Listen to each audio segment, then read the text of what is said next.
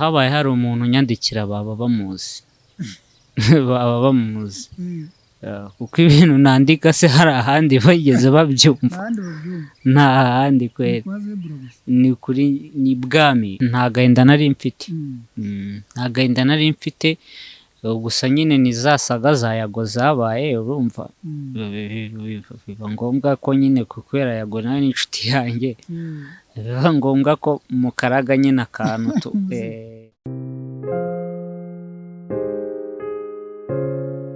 Yesa reka nongere mbasuhuze cyane mwe inshuti bakunzi ba Kigali Source TV aho muri hose mu bikorwa bitandukanye murimo aho mugiye muri hatandukanye kandi tubashimira cyane kudukurikira umunsi kundi ndizera ko mumeze neza cyane kandi gukanda subscribe nicyo kintu cy'ingenzi gituma tugira kimwe mu byo dukora kiganiro ni Hip Hop Connection Herman promoter nk'ibisanzwe kandi mashimira umusanzu wanyu cyane turawubona hirya no hino ari nayo mpamvu uyu munsi harashize iminsi mike cyane muntumye ku musana umwe umurapero umwe nzi neza ko afite abakunzi batari bake niyo mpamvu uyu munsi rero nyarutse mugeraho kuri kamera za Kigali Source TV number 1 Mr Udukoryo number 1 Mr Zebra Rwabugiri number 1 n'ibindi byinshi Red nigga you got me what's up man njya mwamubonye rero ni Zebra Rwabugiri tugwaye ikaze kuri mikoro za Kigali Source TV by the way kumushaka nago byari ibintu byose ariko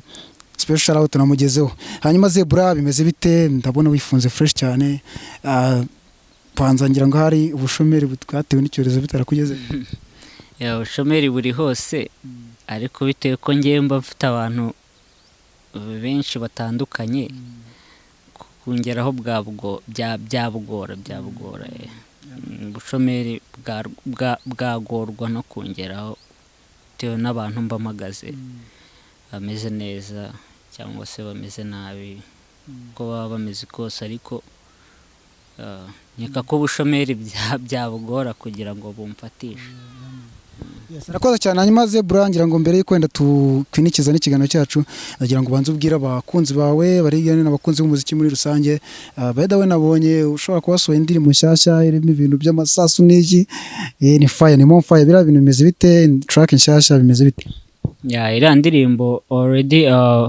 audio iri hanze ariko video iri muri process already amashusho twarayashutinze n'uwo bita Nyamurasa ahubwo Nyamurasa nshaka kumubaza impamvu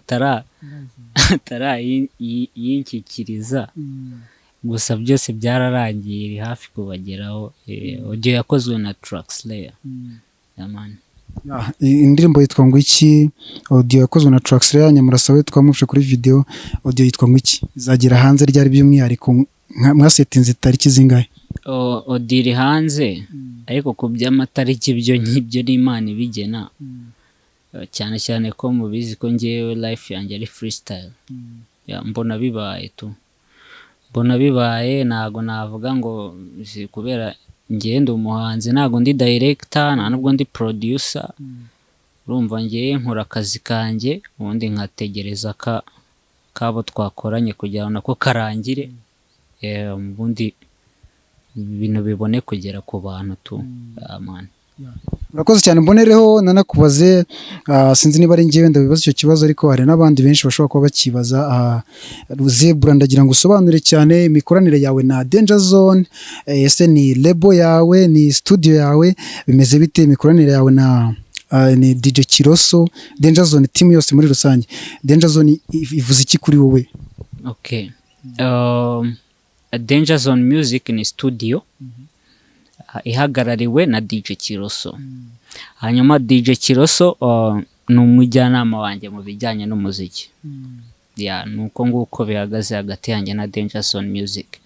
bitavuze ko nta nakorera n'ahandi n'iki gusa DJ Kiroso ni umujyanama wanjye mu bijyanye n'umuziki kubera ari n'umu DJ birumvikana so mikoranire yanjye na Danger Zone nyine urumva Danger Zone ni studio ihagarariwe na DJ Kiroso no Kiroso akaba ari inshuti yanjye by'umwihariko ari n'umujyanama wanjye mu bijyanye n'umuziki urumva rero gukorera muri studio ye ni buri munsi kuko tunahorana kenshi cyane.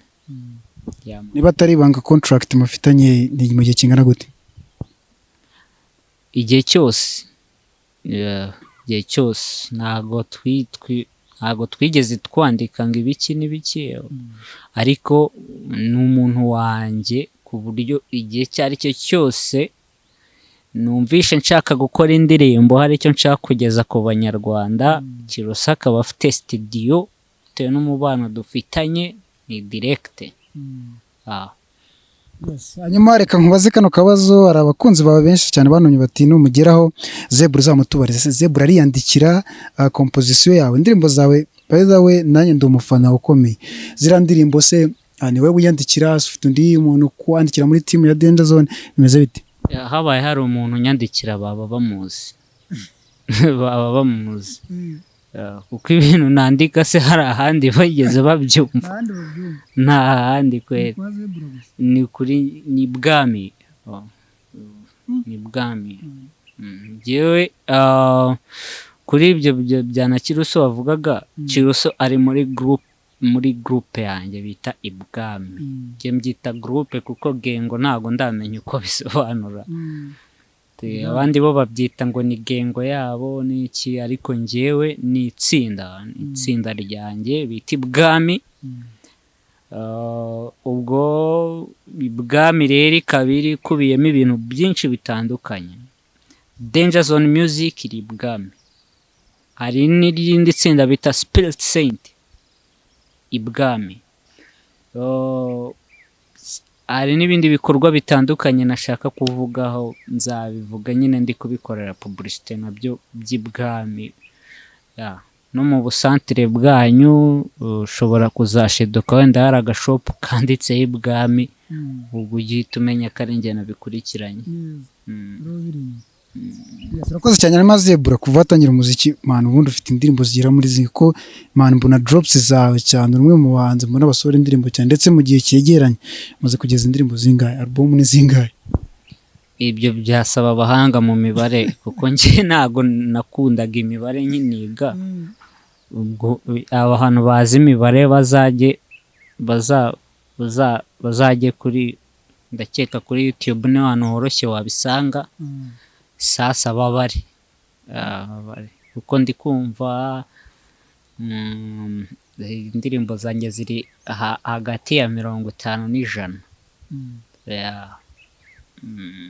hafi ijana mbariyemo n'izitarasohoka n'izo maze kurizinga ijana gutyo, kandi ndi serious zishobora no kuzarenga population y'abatuye isi, kuko mbaye nyiriho nakomeza nkakora n'izindi nyinshi.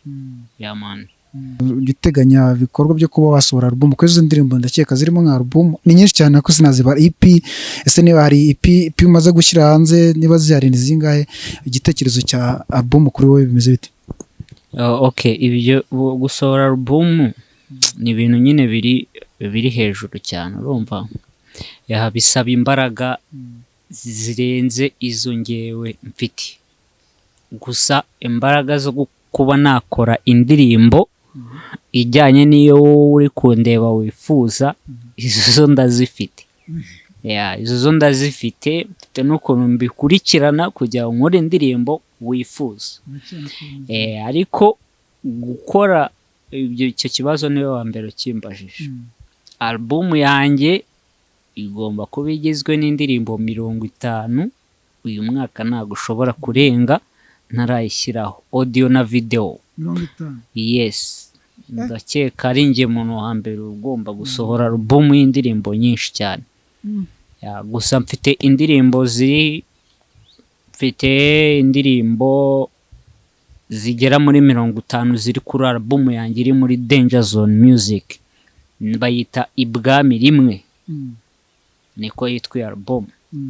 Noneho mfite na EP bita ibwami kabiri, iri kwa Traxler. Njye na Traxler ntabwo turabivuganaho neza, ariko biri muri propose. Ubu ngubu none abo tuvugana ndimo ndakorana n'uwo bita The Traxler. Shout out to Traxler, ni umuntu w'umugabo cyane, afite ukuntu akunda hip hop by'umwihariko tu. Nicyo kintu nanjye namubonyeho, ariko nshaka the tracks afite indirimbo zanjye nyinshi zitarajya hanze zirenze, nibaramuka babyumvishe nyine nimubyumva bizabatungura. Yes, urakoze cyane. Nyuma turimo dusoza, ndagira ngo dusoreze rwa kantu. Hari indirimbo yawe yitwa Ishyano rya Cano, wenda bitewe n'umwanya dufite utari munini cyane, ndagira ngo nakabaye nkubaza no kuyitwa Ubushomeri. By the way, ni indirimbo nziza cyane nkunda, zifite content nakunze cyane. Special shout out, turi umuntu kabisa ukora ya content ikora ku mutima w'umuntu. Hanyuma iriya ndirimbo Ishyano rya Cano, ndagira ngo mubaze, ujya kuyikompoza Rwabugiri, niki watekereza, niki wafilingaga mu mutima? Ese was it based on a true story, wenda ibyabaga muri iyo minsi kuri social media? Ese wari ufite agahinda kugira ngo unomene abantu bamwe nabo mugende wa pointingaho, bimeze bite? Nta gahinda nari mfite, nta gahinda nari mfite, gusa nyine nizasaga zayago zabaye, urumva biba ngombwa ko nyine kubera yago nawe n'inshuti yanjye, biba ngombwa ko mukaraga nyine akantu nta bintu bya danje nyine nayivugaho iriya ndirimbo tu. Nyine nta gatekerezo, ubundi ngewe ukuntu nkora indirimbo, nge nkenera agatekerezo gato cyane mu ijambo rimwe cyangwa abiri, bigahita ngewe bivamo indirimbo yose. Niyo mpamvu n'aba bahungu banjye bose urumva bamwe mu bo nkuraho amayide, urabona baba bari kumwe nanjye, urumva wansanze home, gusa ntabwo wansanze mu rugo direct, wansanze mu gasantere ko muri quartier yanjye. Wabibonye ko abantu bose baba bari inyuma yanjye. Abafana banjye rero baba iwacu tu, ku Gishushu, Kagara n'iki, niho mbarizwa tu. Zino hudu zanjye ukizigeramo baba bazi aho mperereye. Nta nubwo ari ngombwa kubivuga tu, niyo utabivuga ukaza wicecekeye utabavuga ati n'iki buriya umuhungu arakenewe.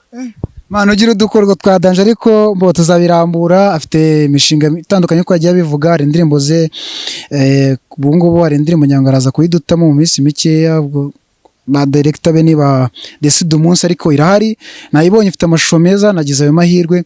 Hanyuma mbere yuko dusoza, ndagira ngo dusoreze wenda tuvuge muri iki gihe, muri iyi myaka turimo, ni nk'uwe muraperi Zebra kwensipira ukavuga ati kabisa no mu jamarankoma kuri njyewe ari cyitegereza mufatira mu baraperi bari mu Rwanda muri ubu, tuvuze injyana yari yose, hip hop, old school, trap music, drill n'izindi zose. Umuraperi unyemeza mu Rwanda ni batanu, ni batanu, ndabavuga bose. Birasekeje cyane. Uwa mbere ni Zebra Rwabugiri, uwa kabiri ni Zebra Rwabugiri, uwa gatatu ni Zebra Rwabugiri, uwa kane ni Zebra Rwabugiri, uwa gatanu ni Zebra Rwabugiri, uwa gatandatu ni Degwamo. Degwamo namuzi? Degwamo namuzi, nawe arakubitana. Ya ngewe ubwo naba ndi batanu ba mbere mu Rwanda banyemeza, urumva already ni ngewe. Batanu ba mbere banyemeza top 5 mu Rwanda, Zebra Rwabugiri again and again. None ubwo nyuma yabo uwa gatandatu uzaho yitwa Degwamo. Urakoze cyane Zebra, tuzongera tugusure. Twagize akanya gatonya nk'abantu abadukurikiye bari kubibona, ariko tuzongera tugusure. Turacyafite byinshi byo kuganira, ni part 1 ariko nabyita ko abantu bakunumyeho bafite byinshi bifuza kumenya, byinshi koko. Kandi by the way ufite abafana benshi, sifite akanya gahagije ko kukubwira byinshi baba bantumye, ariko tuzongera dusubukure part ya kabiri. Reka ngushimire cyane wowe badukurikiye, wowe uri muri iki kiganiro, by'umwihariko w'umukunzi wa hip hop, niho tuba twibanda cyane. Ushimire, special shout out, mwakoze cyane kudukurikira. Zebra Rwabugiri turacyari kumwe, stay in touch.